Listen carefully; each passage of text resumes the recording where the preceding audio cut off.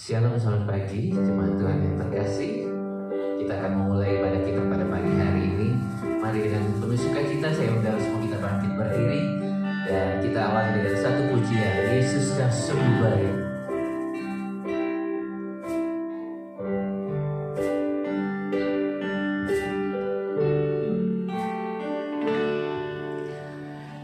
Yesus, kau sungguh baik. Yesus, namamu indah. Yesus, ku cinta kau selalu.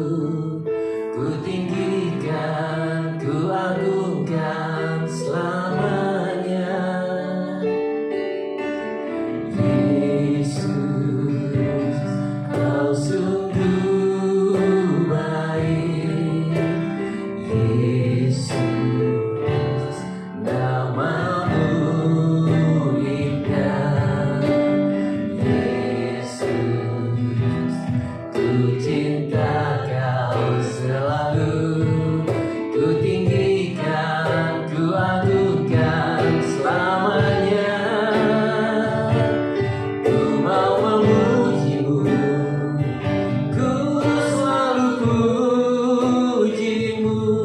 Ku mau menyembahmu, ku selalu sembahmu. Kau yang layak terima semua pujian. Kemuliaan hanya bagi Tuhan. Mari jemaat Tuhan katakan, Yesus kau sungguh baik. Yesus, kau sungguh baik. Yesus, namamu indah. Yesus, ku cinta kau selalu. Ku tinggikan, ku agungkan selamanya. Ku mau memujimu, ku selalu pujimu. Ku mau menyembahmu, ku selalu sembahmu. Kau yang layak terima semua pujian. Kemuliaan hanya bagi Tuhan. Ku mau memujimu, ku selalu pujimu. Ku mau menyembahmu, ku selalu sembahmu. Kau yang layak terima semua pujian. Kemuliaan hanya bagi Tuhan. Kau yang layak, kau yang layak terima semua pujian. Kemuliaan hanya bagi Tuhan. Katakan sekali lagi, kau yang layak, kau yang layak terima semua pujian. Kemuliaan hanya bagi Tuhan. Mari sembah Dia. Kemuliaan hanya bagi Tuhan. Dialah yang bertata di atas pujian umat-Nya. Kami datang menyembah-Mu Tuhan. Engkau sungguh baik, Yesus, Engkau teramat baik. Haleluya. Terima kasih Tuhan. Terima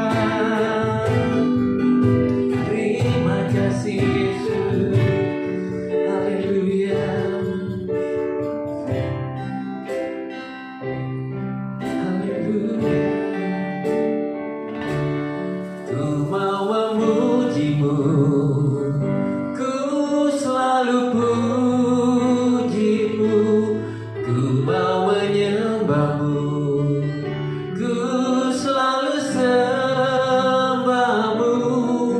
Kau yang layak terima semua pujian, kemuliaan hanya bagimu. Katakan sekali lagi, ku mau memujimu, ku mau memujimu, ku selalu pujimu, ku mau menyembahmu, ku selalu sembahmu. Kau yang layak terima semua pujian, kemuliaan hanya bagi Tuhan. Kau yang layak, kau yang layak terima semua pujian, kemuliaan hanya bagi Tuhan. Katakan sekali lagi, kau yang layak, kau yang layak terima semua pujian, kemuliaan hanya bagi Tuhan. Berikan sorak-sorai yang meriah bagi Allah kita. Haleluya, kemuliaan hanya bagi Dia. Terima kasih Tuhan. Bapak, kami mengaminkan bahwa hanya Engkau yang layak menerima segala puji-pujian dari setiap yang bernafas di muka bumi ini. Terima kasih ya Bapak.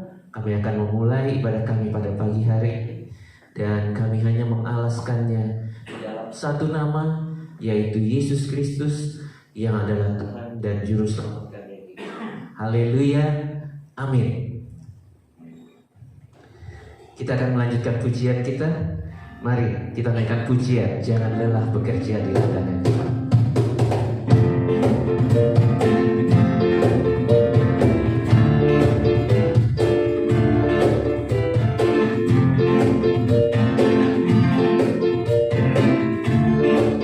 Mari sama-sama katakan, jangan lelah bekerja di ladangnya Tuhan. Roh Kudus yang beri kekuatan, yang mengajar, yang menopang. Tiada lelah bekerja bersamamu Tuhan, yang selalu mencukupkan akan segalanya. Katakan, ratakan tanah yang berubah, timbullah tanah yang berubah, menjadi siap dibangun di atas dasar iman. Ratakan tanah bergelombang, timbullah tanah yang berubah, menjadi siap dibangun di atas dasar iman. Haleluya.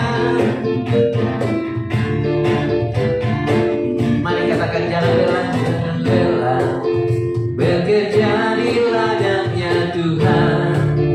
Roh Kudus yang beri kekuatan, yang mengajar dan menopang. Tiada lelah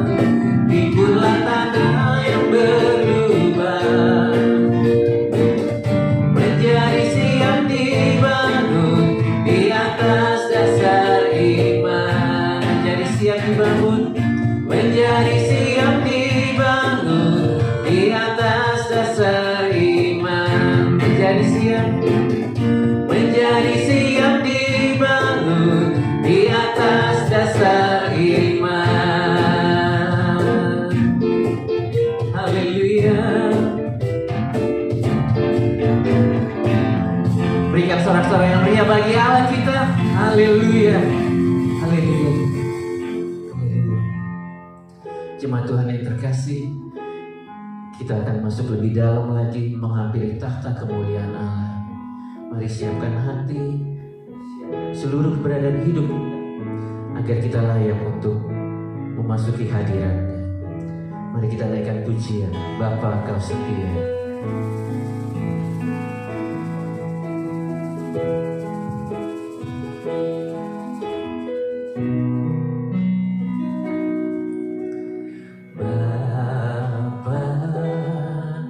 Kau setia, Bapa, Kau mulia, tenanglah jiwaku, aman bersamamu.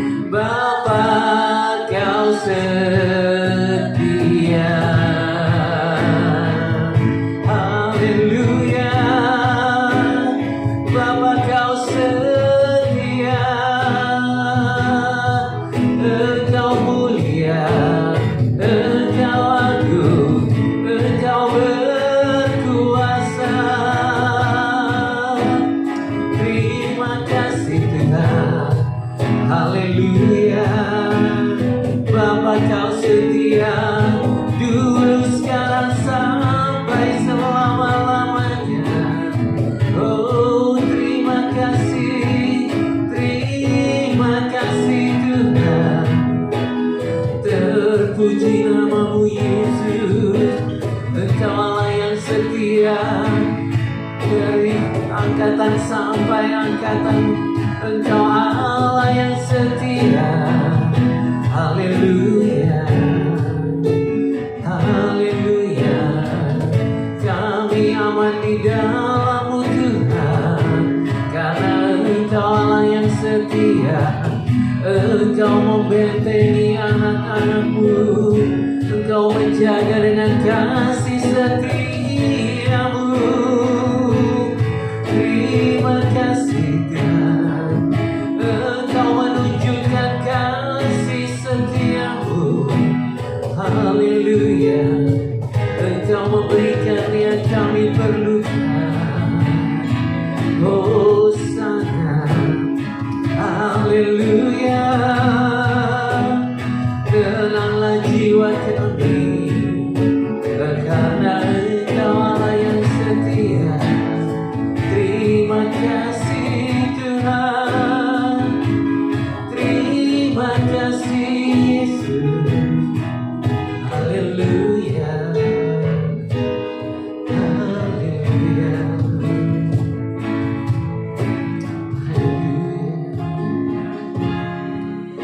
Hosana bagi Rajaku yang duduk di tahta. Aku muliakan dan Ku agungkan. Kaulah yang disembah. Katakan sekali lagi, ku nyanyi Hosana. Hosana bagi Rajaku yang duduk di tahta. Aku muliakan dan Ku agungkan. Kaulah yang disembah, Kaulah yang disembah, Kaulah yang disembah. Sekali lagi, Kaulah yang disembah.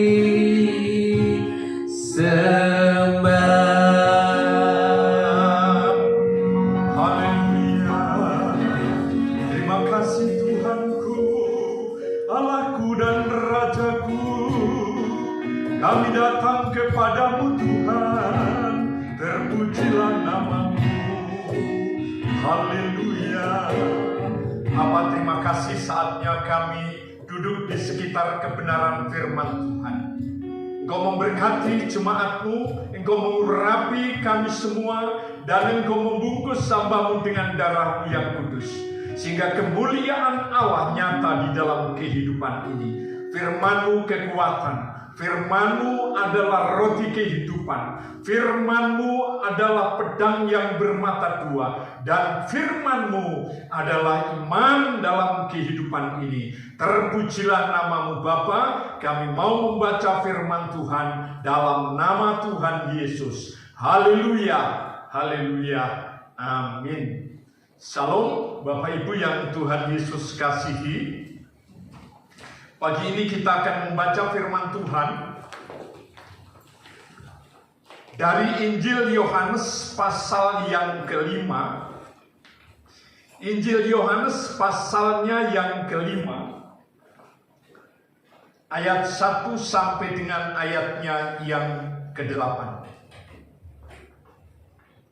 Yohanes pasal 5 ayat 1 sampai dengan ayatnya yang ke-8.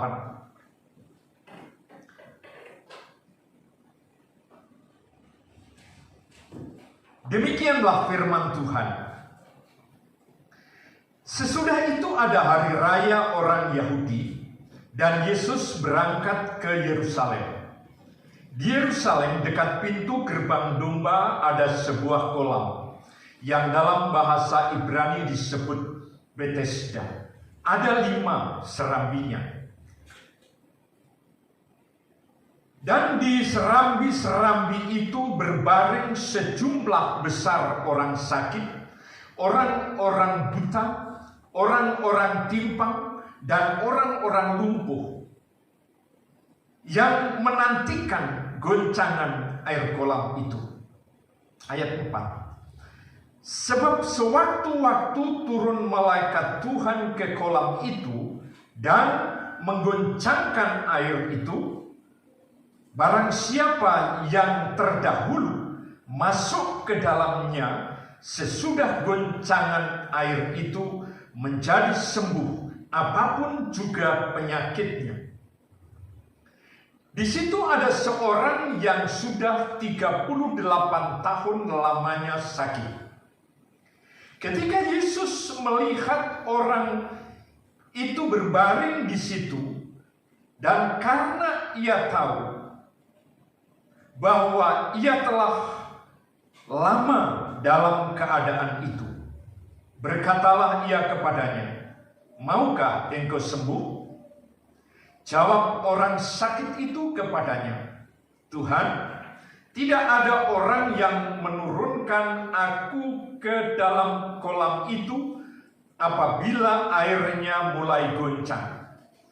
Dan sementara aku menuju ke kolam itu, orang lain sudah turun mendahului aku." Kata Yesus kepadanya, "Bangunlah, angkatlah tilammu, dan berjalanlah." Pada pagi hari ini firman Tuhan ini saya berikan judul Miliki Iman yang Benar. Sekali lagi, miliki iman yang benar. Kalau kita berbicara tentang iman yang benar, iman yang benar adalah bertindak berdasarkan apa yang telah Tuhan Yesus ucapkan, atau berdasarkan firman Tuhan.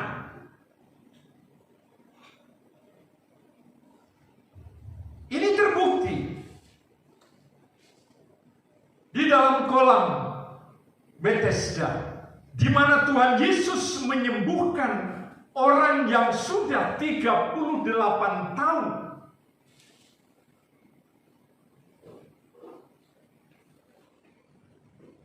sakit.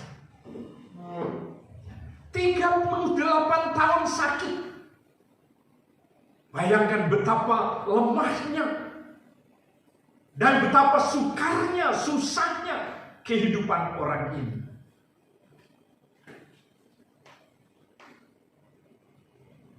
Kalau kita melihat tentang kolam Bethesda, Bethesda itu artinya adalah rumah anugerah, rumah kasih sayang. Seharusnya semua orang yang ada di rumah anugerah, semua adalah orang yang sehat, orang yang penuh dengan sukacita, orang yang penuh dengan kekuatan yang terus-menerus dari Bapa di surga. Tetapi apabila kita membaca bagian firman Tuhan tadi, khususnya dalam ayat 2 dan ayatnya sampai dengan ayatnya yang keempat,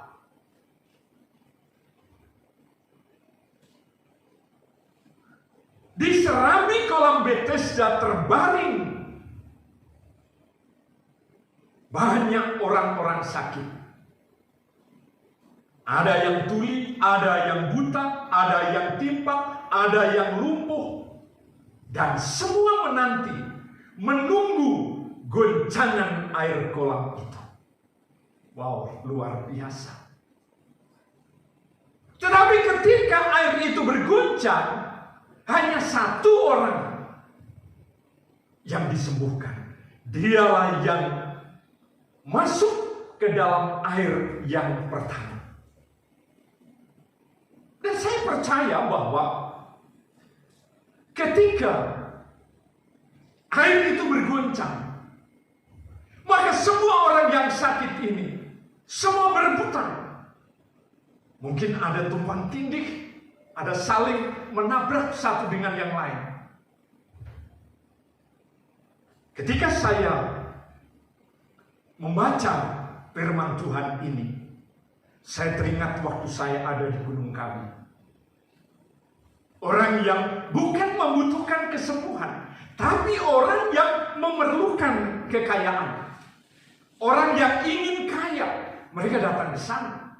Ada satu pohon di depan rumah besar. Kemudian di bawah pohon itu dikelilingi oleh banyak orang sambil duduk bersilau. Hanya menunggu jatuhnya buah si malakama itu. Ketika buah itu jatuh, semua berebut. Saya melihat amat sangat kasihan. Dan waktu saya tanya yang ada di sini, itu sebenarnya orang kaya semua, Pak, tambah ingin menjadi kaya. Dan ini juga yang terjadi di dalam kolam Bethesda ini. Ketika air berguncang, berebut, ingin menjeburkan dirinya. Karena hanya satu yang mengalami suatu kesembuhan. Tetapi ketika Yesus datang dan berjalan di antara orang banyak diseram di kolam ini, apakah Yesus menyembuhkan semua orang yang sakit pada waktu itu? Pasti tidak. Kenapa saya katakan tidak? Karena Yesus melihat satu orang yang sangat membutuhkan pertolongan dan meninggalkan orang banyak yang ada di serambi itu, yang ada di sekeliling kolam itu. Dia tinggalkan semua.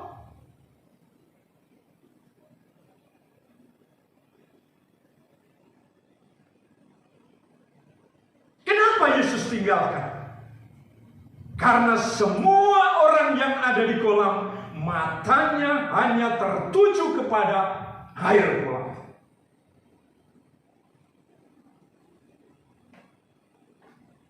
Kalau pada waktu itu matanya tertuju kepada Yesus, mungkin Yesus akan sembuhkan semuanya.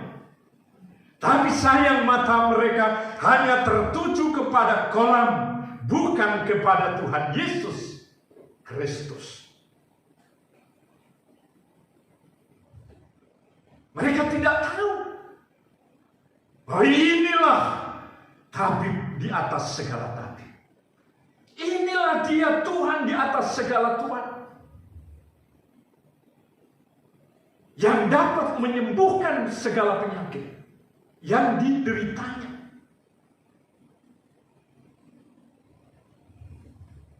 Bapak Ibu yang dikasihi Tuhan, ada suatu pertanyaan yang sangat indah. Apakah keselamatan itu dan kesembuhan itu berlaku bagi semua orang? Apakah keselamatan dan kesembuhan itu berlaku bagi semua orang? Kalau ini jawabannya ya. Kesembuhan dan keselamatan yang disediakan oleh Tuhan Yesus itu berlaku bagi semua orang.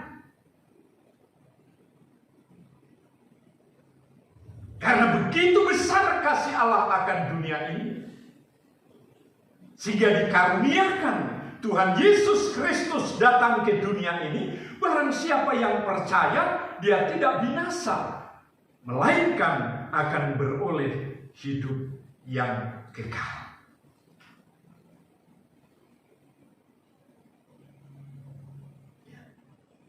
Dari Yohanes pasal 3 ayat 16 tadi, maka saya katakan ya, Yesus datang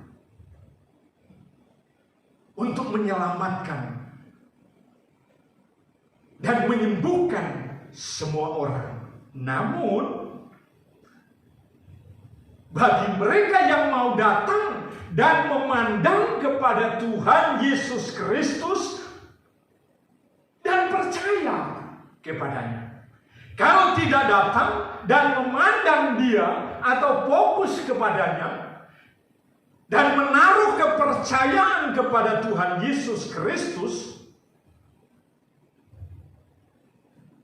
juga tidak mungkin diselamatkan.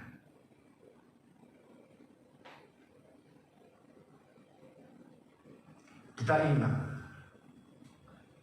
apa yang terjadi di dalam perjalanan hidup seorang wanita Syro-Fenisia yang anaknya sakit oleh karena dirasuk oleh setan.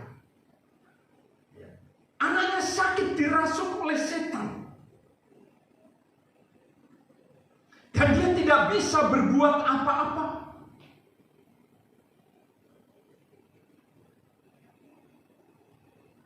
Tetapi kerinduannya adalah supaya anaknya ini sembuh, dibebaskan, dilepaskan dari kuasa setan itu. Dan perempuan atau wanita Syro-Fenisia ini bukan orang Yahudi, melainkan orang Yunani. Dan mereka datang kepada Tuhan Yesus Kristus. Tapi ketika dia sampai kepada Tuhan, dalam Markus pasal 7, ayat 27 sampai dengan ayatnya yang ke-29. Ya. Ayat 27 mengatakan demikian. Yesus berkata kepadanya,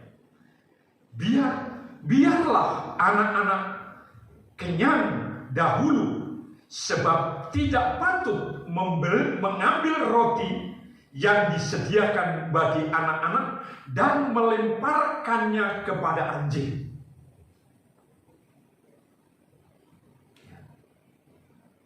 Wow, kelihatannya Yesus sangat sadis. Seorang wanita yang datang dari jauh dan memohon sesuatu kepadanya. Lalu seorang wanita ini diberlakukan seperti seekor anjing. Karena dia katakan tidak patut mengambil roti yang disediakan bagi anak-anak dan melemparkannya kepada anjing. Kalau kita perhatikan bagian firman Tuhan ini, ketika wanita ini disamakan dengan anjing, apakah wanita ini kecewa? Wanita ini tidak kecewa. Kenapa? Saya tahu dia memahami dan dia mengerti. Ketika dia disamakan dengan anjing oleh Tuhan, dia tahu bahwa dia tidak kehilangan apa-apa dalam dirinya. Semua kondisinya masih seperti yang semula. Tapi yang ada di dalam hatinya adalah dia ingin supaya anaknya bisa disembuhkan.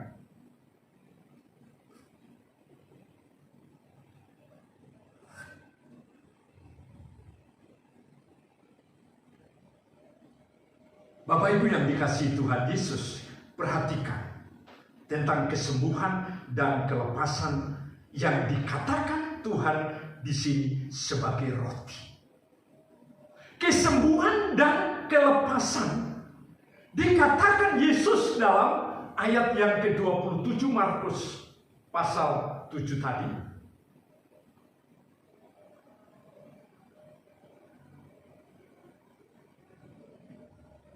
Digambarkan dengan satu roti yang disediakan bagi anak-anak. Roti itu hanya bisa diberikan kepada anak-anak, bukan kepada orang lain.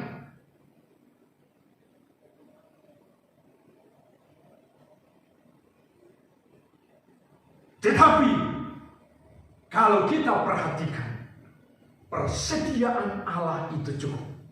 Persediaan Allah itu tidak pernah berkurang. Cukup setiap saat, setiap waktu. Dan kalau Bapak, Ibu, Saudara, dan saya adalah seorang anak,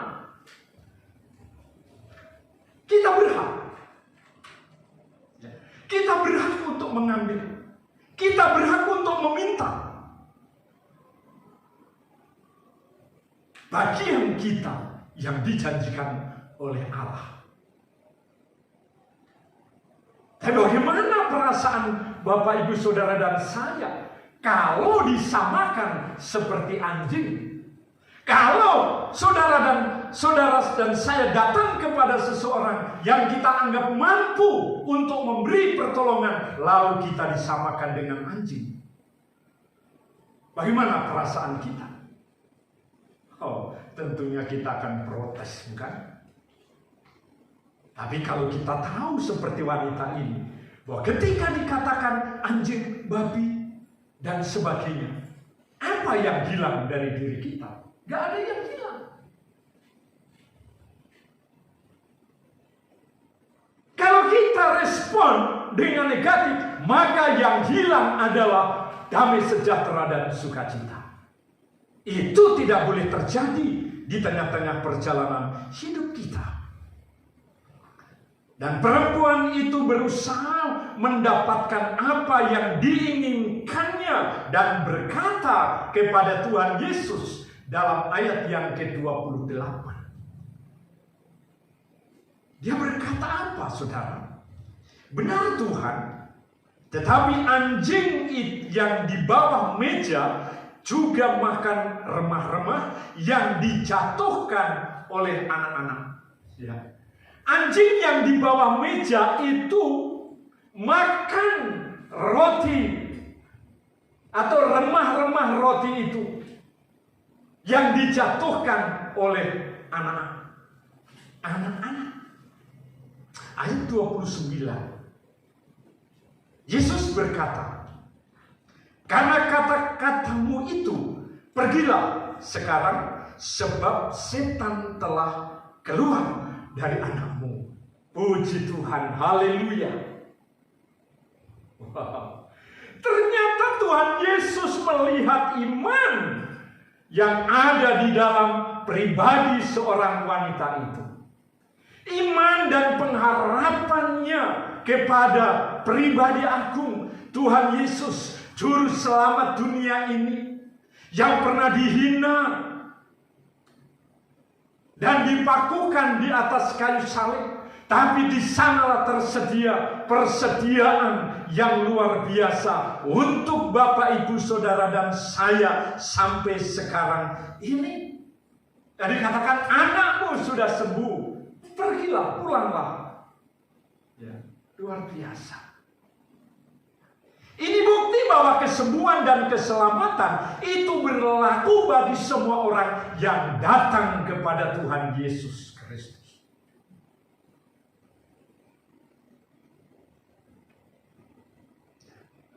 Dan tentunya mau percaya kepadanya.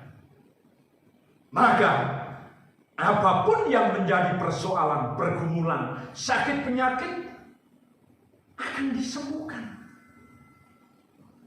Apa yang menjadi kebutuhan orang percaya akan dipenuhi.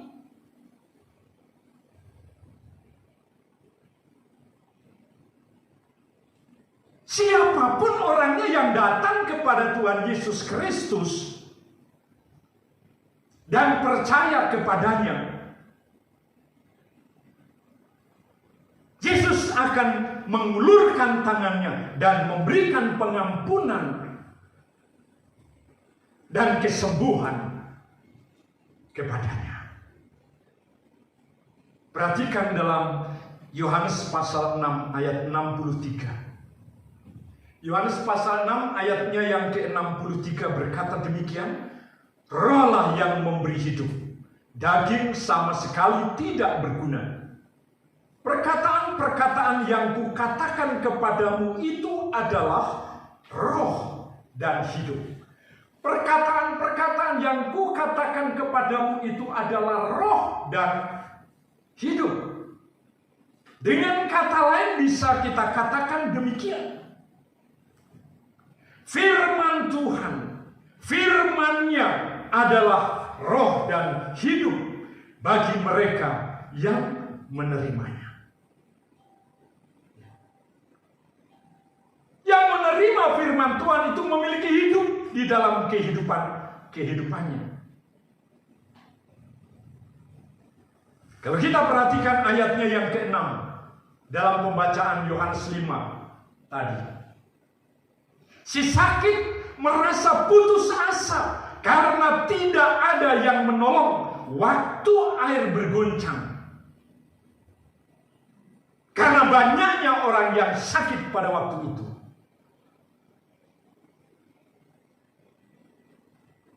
Karena Yesus mengerti, Yesus tahu bahwa orang ini sudah 38 tahun menderita sakit penyakit. Dan justru bukan si sakit ini yang mendatangi Tuhan. Tetapi Yesus datang dan melihat, datang kepadanya, melihat kepadanya. Dan dia berkata sangat luar biasa. Dia bertanya kepada orang yang sakit itu, maukah engkau sembuh? Wow. Maukah engkau sembuh?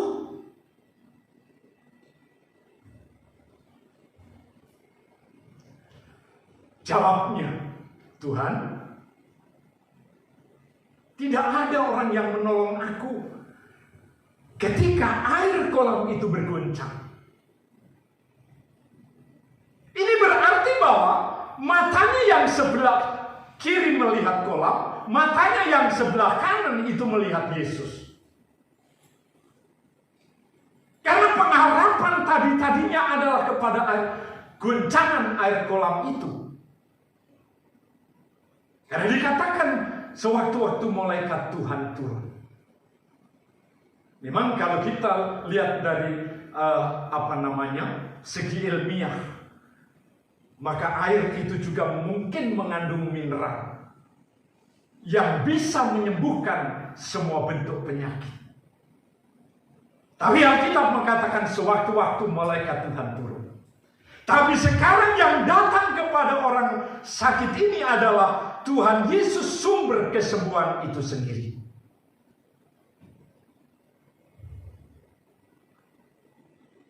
Dan dia jujur bahwa tidak ada yang menolong.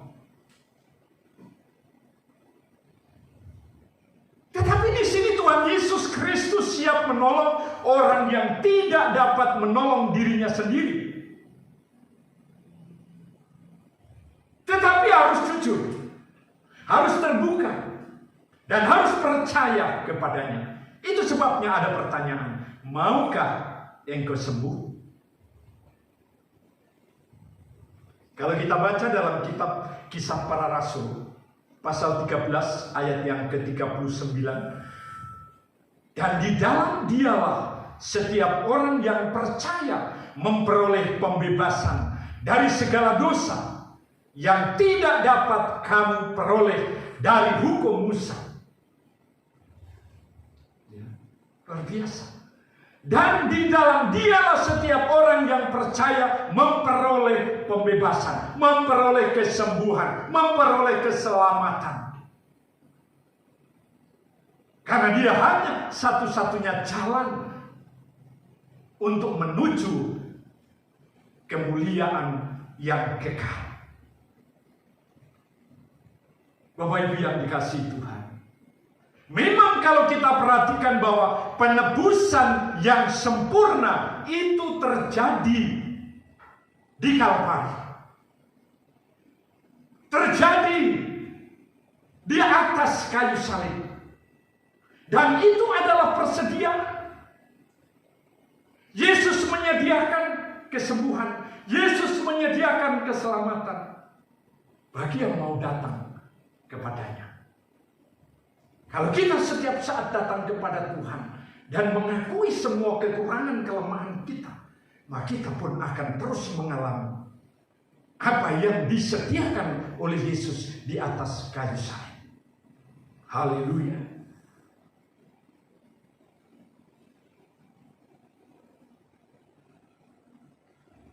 Tujuan daripada penyembuhan dan keselamatan yang ada di kolam Bethesda itu, supaya orang yang disembuhkan itu menjadi saksi Yesus, menjadi saksi Tuhan Yesus selama-lamanya. Bukan hanya sementara, bukan hanya pada waktu itu, tapi selama-lamanya. Setiap orang yang disembuhkan, termasuk Bapak, Ibu, Saudara, dan saya, supaya menjadi saksi. Itu tujuannya. Memberitakan kabar baik, menyaksikan perbuatan-perbuatan Tuhan Yesus Kristus. Dan ketika orang yang sakit di Bethesda ini memandang Tuhan Yesus Kristus,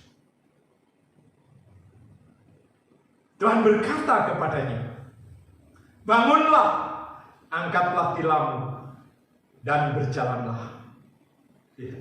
Ketika dia memandang dan menaruh fokus kepada Tuhan Yesus, Yesus mengatakan, "Bangunlah, angkatlah tilammu, dan berjalanlah." Dengan kata lain, lakukan semua yang mustahil bagimu.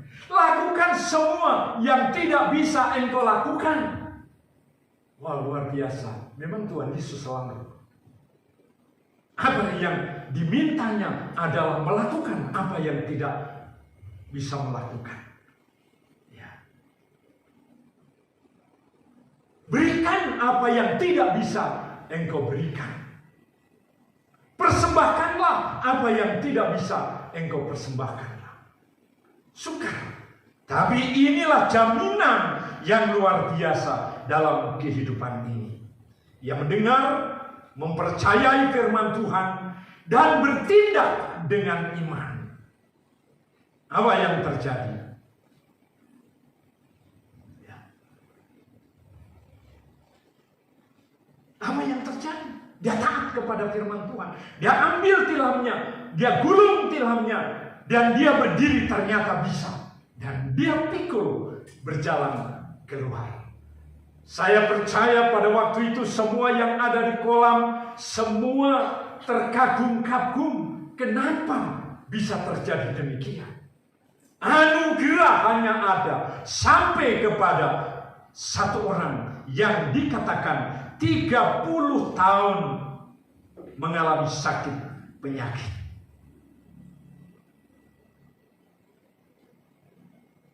Dan perintah ini juga disampaikan, diteruskan, ditujukan untuk kita semua yang oleh anugerah Allah menerima kehidupan yang kekal. Oleh anugerah Tuhan yang menerima anugerah kehidupan ilahi di dalam kehidupan ini.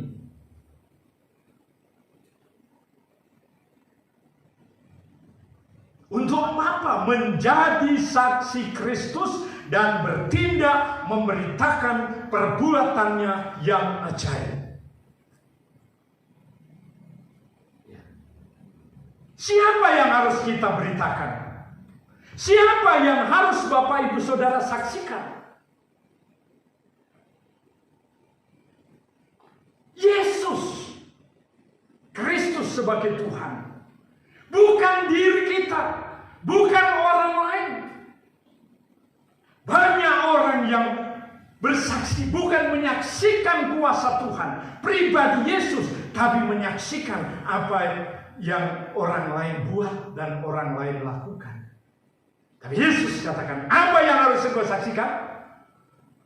Firman Tuhan katakan, apa yang harus engkau beritakan? Siapa Bapak Ibu yang kekasih? Yesus orang Nazaret. Wow. Yesus orang yang Nazaret yang harus kita beritakan. Puji Tuhan. Dalam ayatnya yang ke-15, pembacaan Yohanes 5 tadi mengatakan, orang itu keluar lalu menceritakan kepada orang-orang Yahudi bahwa Yesuslah yang menyembuhkan dia. Ketika orang ini bertemu dengan Yesus di Bait Allah, Yesus bertanya kembali, kamu sudah sembuh? Jangan berbuat dosa lagi. Dia tidak disuruh untuk memberitakan, menyaksikan perbuatan Tuhan. Tapi dengan otomatis dia memberitahukan kepada orang-orang Yahudi, imam-imam orang Yahudi. Karena apa? Dia mau bertindak dengan iman, menyaksikan Yesus kepada orang Yahudi. Artinya bahwa iman yang benar harus bertindak, atau iman yang benar harus disertai dengan tindakan. Ada amin? Puji Tuhan. Iman yang benar itu harus disertai dengan tindakan. Karena Yakobus pasal 2 ayatnya yang ke-17 mengatakan, demikian juga halnya dengan iman. Jika iman itu tidak disertai perbuatan, maka iman itu pada hakikatnya adalah mati. Kalau Bapak Ibu Saudara saya orang yang beriman kepada Yesus, tapi kita tidak mau bertindak untuk menyaksikan Yesus yang ajaib, yang memberikan kesembuhan, yang memberikan keselamatan. Dia adalah Tuhan dan Juru Selamat. Pada hakikatnya iman itu tidak berguna di dalam kehidupan ini. Karena iman itu bertindak berdasarkan firman Tuhan. Haleluya. Katakan, iman bertindak berdasarkan firman Tuhan. Puji Tuhan. Pada hari ini, pagi hari ini Tuhan Yesus datang. Allah datang menghampiri Bapak Ibu Saudara. Bukan untuk menyembuhkan, tapi Yesus mau mengurapi Bapak Ibu Saudara dan saya dengan kuasa supranaturalnya, supaya saudara dan saya masuk dalam kegerakan roh, kegerakan Allah di zaman akhir ini. Dan kalau Yesus itu datang mau mengurapi saudara dan saya dengan kuasa yang supranaturalnya itu, bukalah hatimu dan angkatlah tanganmu. Terimalah urapan supranatural Allah oleh kuasa Roh Kudus, supaya kita semua dapat melakukan semua yang Allah katakan. Haleluya. Saat ini angkatlah tanganmu. Yang mendengar firman Tuhan, angkatlah tanganmu. Terima urapan baru dari Allah. Terima urapan baru dari Roh Kudus. Buka hatimu, terima urapan yang baru dari Tuhan. Haleluya. Haleluya. Katakan, saya menerima urapan yang baru. Puji Tuhan. Haleluya. Haleluya. Bapa di surga, terima kasih. Hamba berdoa bagi setiap yang mengangkat tangan, yang rindu mengalami urapan yang baru daripadamu. Penuhi dia dengan urapan-Mu. Supaya semua yang mengalami urapan yang baru dapat melakukan atau dapat bergerak bersama dengan kegerakan roh yang dalam akhir zaman ini melanda setiap orang percaya. Terima dan alami. Lakukan apa yang Tuhan mau. Dalam nama Tuhan Yesus. Haleluya, haleluya, haleluya, haleluya, haleluya. Yang percaya berkata amin. Puji Tuhan. Haleluya. Tiada terukur besar kasih setiamu Tuhan. Warta jemaat kita pada minggu ini, jadwal pelayanan sepekan.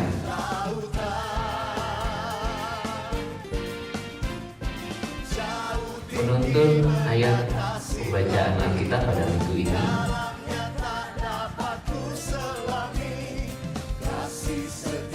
Demikianlah warta jemaat kita pada minggu ini. Selamat hari Minggu, Tuhan Yesus memberkati.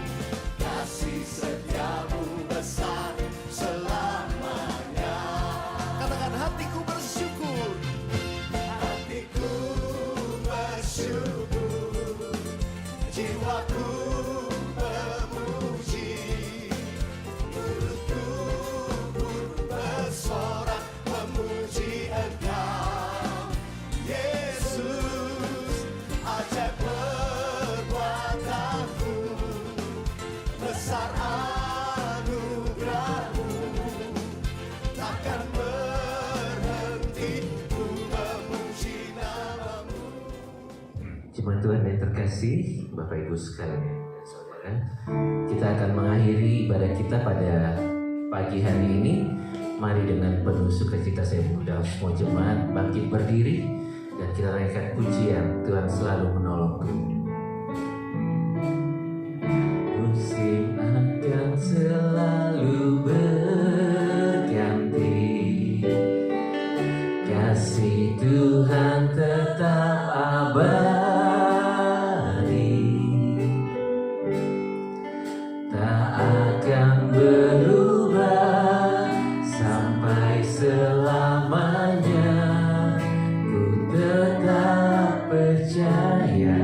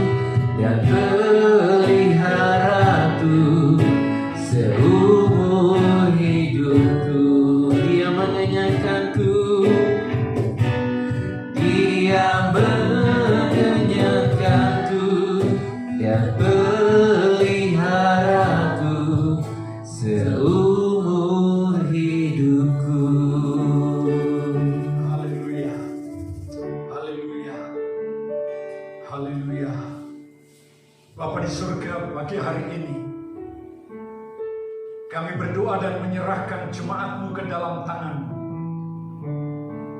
Dari anak-anak, orang dewasa, dalam pendidikan dan usaha pekerjaan, diberkati dan dilawat oleh tangan murah Allah.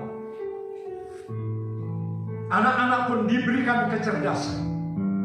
Bagi anak-anak kami yang akan masuk dalam ujian akhir, baik tingkat SD, tingkat SMP, kami menyerahkan ke dalam tangan Tuhan.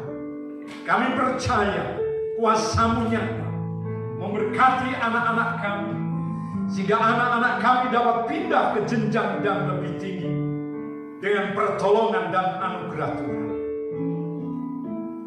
Yang berulang tahun pun diberkati oleh Tuhan,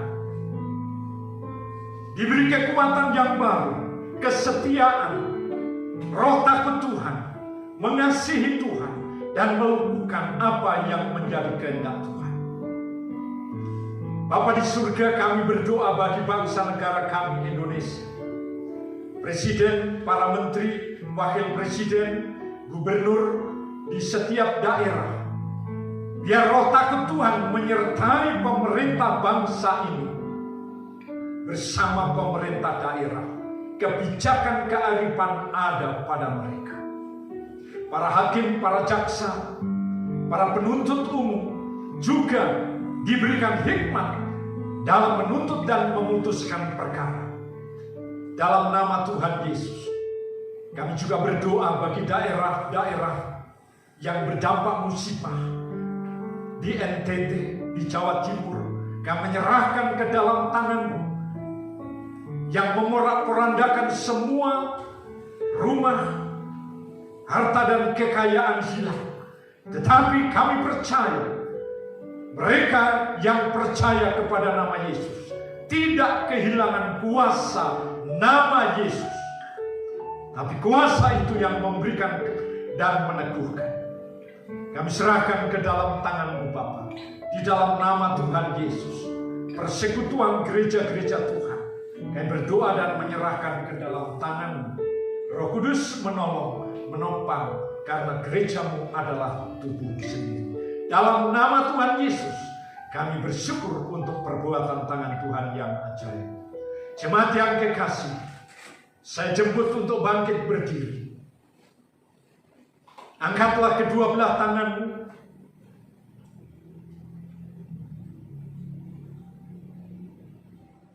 Kembalilah ke dalam setiap aktivitas-Mu saat ini. Angkat kedua belah tangan. Terimalah berkat Allah. Anugerah dari Allah Bapa, kecintaan Tuhan Yesus Kristus menyertai umat-Mu sepanjang hari ini. Dalam nama Yesus. Haleluya. Haleluya. Yang diberkati Tuhan berkata, amin. Selamat hari Minggu. Tuhan memberkati kita. Haleluya.